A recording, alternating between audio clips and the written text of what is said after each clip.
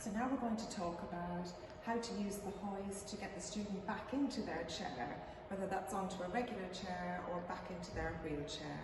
Always use the hoist for small manoeuvres, just to move from one chair to another chair, position them as close as possible together. Don't use the hoist to travel across great distances. Always make sure that everything is as close as possible. So I'm going to check that everything is close. We've moved the hoist in, we've got the chair positioned.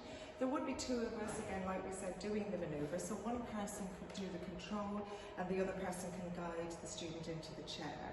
There are handles on the back of the sling, or we can use the sling and possibly a hand on the student's knee just to help to position them into the chair properly. We want to make sure that they're back as far as they can. We want to get them positioned well so that we don't have to repeat it. Once we've got the student into the chair, we want to make sure that they are comfortable and they are back as far as possible into the chair. So, okay, Colin? Yeah. Okay.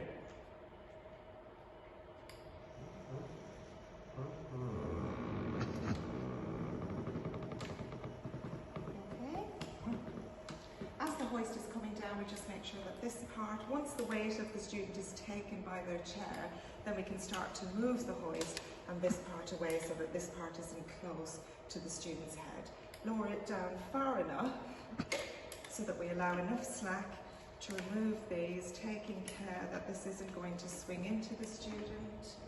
Make sure that everything is off before we move the hoist away, encouraging the student to stay nice and still while we're taking everything off and moving it away. Making sure that the student is comfortable. Before we finish, before removing the sling loops, make sure that the student is far enough back into the chair. It may be that they come down, they're not far enough back, so we leave everything attached so that we can hoist them back up and pull them back a little bit further.